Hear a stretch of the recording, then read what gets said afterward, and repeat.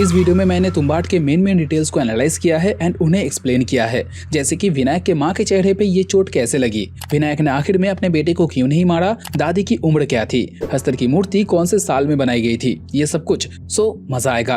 अब तुम्बाड के स्टार्टिंग में जिस मूर्ति की देवी को दिखाया जाता है वहाँ पर तुम अगर नोटिस करोगे तो तुम्हें देवी के 11 हाथ देखने मिलेंगे, लेफ्ट साइड में 6 हाथ और राइट साइड में 5। ये कॉम्बिनेशन मुझे भी डाउट दे रहा था, तो मैंने आगे जाकर इस स्ट्रक्चर को एनालाइज किया। ये स्ट्रक्चर देवी के कोख में जाने से पहले तिजोरी लाइक गेट के ऊपर बना हुआ था। ये पहले वाले से थोड़ा अलग है, लेकिन ये दोनों ही सेम भगवान की मूर्तियां हैं। यहाँ पर भी तुम्हें 11 हाथ देखने मिलेंगे, लेकिन ये मूर्ति पहले वाले से दिखने में थोड़ी अलग क्यों है, इसके पीछे भी एक रीजन है। ये गेट देवी के कोख में जाने के स्टार्टिंग में बना हुआ है, मतलब वहाँ जाने का रास्ता यही से शुरू होता है। तो ये स्टार्टिंग पॉइंट हुआ देवी की योनि, जिसके अंदर से होते हुए तुम देवी के कोख तक पहुंचोगे। फॉर दिस रीजन इसे सिंबलाइज करते हुए दरवाजे पे इस तरीके से स्ट्रक्चर को बनाया गया है। यहाँ क्लियरली तुम देवी की योनि देख पाओगे। अब विनायक की दादी तुम्हें याद है, जिसने विनायक को खजाने के बारे में बताया था कि उसे कैसे पाना है। उस दादी की एज क्या होगी, तुम्हारे सोच से भी ज्यादा। वो विनायक की खुद की दादी नहीं थी, वो उसकी परदादी थी,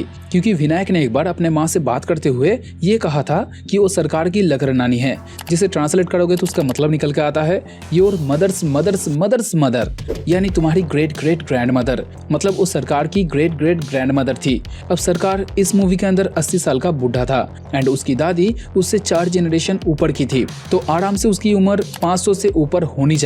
एंड इसी थ्योरी से एक और चीज भी क्लियर हो जाती है कि सरकार के पूर्वजों ने कौन से टाइम पीरियड में हस्तर का ये मंदिर बनवाया था। देखो, मूवी स्टार्ट होती है 1918 से, उससे अंदाजन 500 साल पीछे जाओगे तो 1418 के टाइम पे दादी जवान हुआ करती थी एंड इससे भी कुछ 50 से 100 साल पीछे जाओगे, ये लगभग इसी टाइम पीरियड के अंदर हस्तर का ये मंदिर बना था। अब एक भाई ने मुझसे पूछा था कि विनायक की दादी ने उसके ऊपर अचानक से हमला क्यों किया, उसे मारना क्यों चाहती थी, तो ये उसने अपनी भूख मिटाने के लिए किया था। उसकी दादी को हस्तर का श्राप लगा था जिसमें वो कभी मरेगा नहीं एंड उसकी भूख भी कभी मिटेगी नहीं। उसे दिन में एक नॉर्मल इंसान से ज्यादा खाना चाहिए होता है, जिसे अगर टाइम पे फुलफिल नहीं कर पाओगे तो उसकी भूख आखिर में तुम्हें ही खाना बना लेगी। इसीलिए ही उसे बांध के रखा जाता था ताकि वो किसी को चोट ना पहुंचाए। अब सरकार के वाड़े में जो हस्तर की मूर्ति थी, उस मूर्ति के हाथों में उन लोगों ने एक सोने का कॉइन रखा था। अब सवाल ये उठता है कि क्या ये कॉइन हस्तर के पास से मिलने वाले कॉइन से मैच खाता है, मतलब ये हस्तर का ही कॉइन है? तो इसका जवाब है हाँ, ये सरकार के पूर्वजों की पहली कमाई होगी जो उन लोगों ने हस्तर के मूर्ति को अर्पण किया था, क्योंकि ये सिक्का हस्तर के पास से मिलने वाले सिक्के से मैच खाता है। उन सिक्कों के दोनों साइड में अलग अलग तस्वीरें छपी हुई थी, एक साइड में अनाज बना हुआ था एंड दूसरी साइड में किसी मनुष्य या किसी देवता की तस्वीर थी, जो कि बहुत हद तक पॉसिबल है कि ये हस्तर की ही तस्वीर हो। लेकिन इस मूर्ति को बनवाने के टाइम तक किसी ने हस्तर को अपनी आंखों से नहीं देखा था, जिसलिए इसका आकार असलियत के हस्तर के कंपैरिजन में बहुत अलग है। अब विनायक के माँ के चेहरे पे ये चोट कैसे लगी, क्योंकि वो जब सदाशिव के बॉडी को लेकर सरकार के वाड़े के लिए निकली थी तब उसके चेहरे पे कोई घाव के निशान नहीं थे, लेकिन जब वो विनायक के पास वापस आई तब उसके चेहरे पे हमें वो घाव देखने मिले। इसके पीछे का रीजन क्या था, बीच में ऐसा क्या हुआ होगा? देखो, बहुत लोगों को लगा था कि उसे हस्तर ने चोट पहुंचाया। वो हस्तर के पास सोना लेने गई थी एंड तब हस्तर ने उसे घायल किया, जिसलिए वो आखिर में डर गई थी। लेकिन असलियत में ऐसा कुछ नहीं हुआ था। उसे हस्तर के खजाने के बारे में कुछ पता ही नहीं था, वहाँ पर कैसे जाना होता है, कैसे निकलना होता है, एग्जैक्ट वो कहाँ पर है, इसमें से कुछ भी नहीं पता था उसको।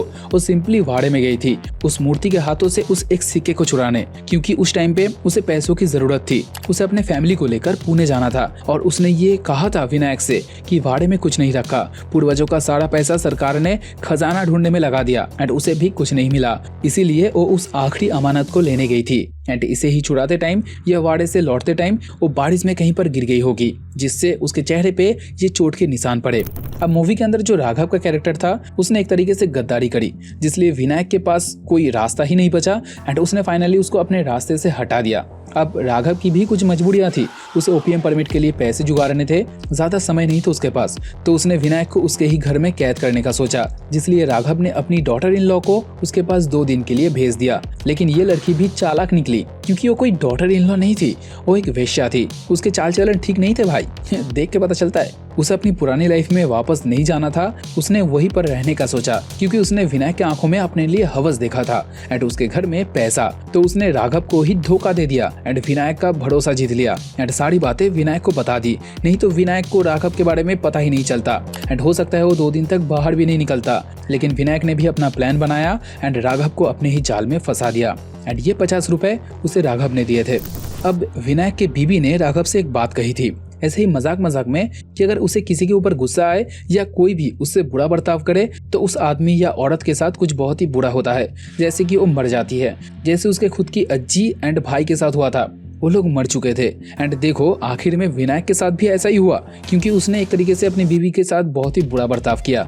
उसे नौकर बना के रखा था, उसके लाइफ में खुशियां नहीं थी एंड हो सकता है ये सारी चीजें उसके दिल में विनायक के लिए धीरे धीरे नफरत पैदा कर दी। सो कभी कभी चीजें सोचने पे हो जाती है, बस उसे थोड़ा टाइम लगता है। तुम्बाड़ के आखिर में जब Vinayak and Pandurang last time के लिए जाते हैं देवी के कोख में एक बड़ा हाथ मारने के लिए, तब उन लोगों ने फुल सेफ्टी अपनाया था। हर एक एंट्री पॉइंट पे उन लोगों ने आटे का सर्कल बनाया था जो कि नॉर्मली वो लोग नहीं करते थे, ताकि हस्तर कभी पहला गोला पार भी कर ले तो दूसरे में आके फंस जाए एंड यही चीज काम कर गई। लेकिन सबसे बड़ा डिटेल हस्तर के पंचे में छुपा हुआ है जिससे सोना निकलता था। आई थिंक इस डिटेल को तुम में से बहुत लोगों ने नोटिस ही नहीं किया।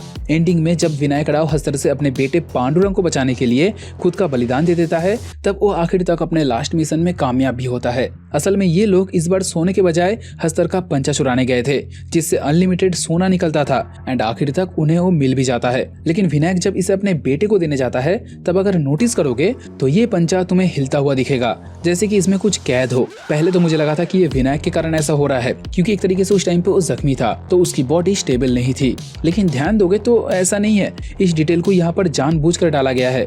दरअसल ये पंचा हस्तर की प्रॉपर्टी थी जो कि इस कहानी में एक भगवान थे। सो इसमें मैजिकल पावर होना आम बात है। इसे खोल के तुम अनलिमिटेड गोल्ड कॉइन्स ले सकते हो। हर बार जब ये लोग इससे कॉइन्स चुराने जाते थे तब इससे कॉइन्स का गिरना बंद ही नहीं होता था। लेकिन नॉर्मली हमको क्या लगता था कि अगर हस्तर के पास से ये पंचा छीन लोगे या चुरा लोगे तो इसका मैजिकल पावर भी चला जाएगा, मतलब अनलिमिटेड वाला सीन खत्म। बट यहाँ पर ऐसा नहीं हुआ, वो पावर्स अभी भी इसमें ट्रैप्ड है एंड इसी पावर के कारण हो सकता है इसमें आग भी न लगे। पता नहीं भाई, पॉसिबल है।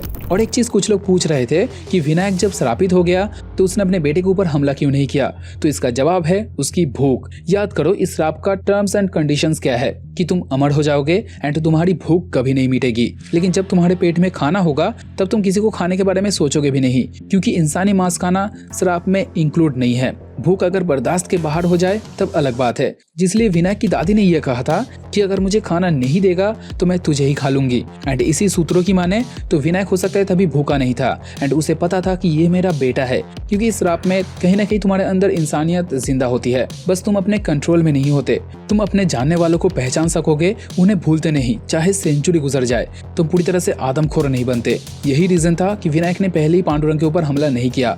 सो भाई लोग, आज के लिए बस इतना ही। अब इन डिटेल्स के अलावा अगर तुम्हारे पास कुछ नया हो, कुछ अलग डिटेल हो तो मुझे कमेंट करके जरूर बताना, लेकिन ये इंटरेस्टिंग होना चाहिए। वीडियो पसंद आए तो लाइक करते हुए जाना। एम करते हैं 20 लाइक का, बस 20 लाइक्स कर देना। बात करते हैं नेक्स्ट वीडियो में, तब तक टाटा बाय बाय।